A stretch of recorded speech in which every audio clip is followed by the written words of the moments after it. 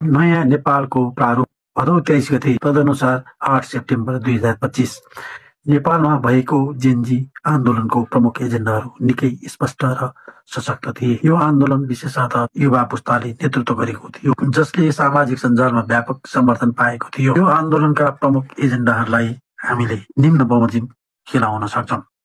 Number 1, भ्रष्टाचारको अन्त्य।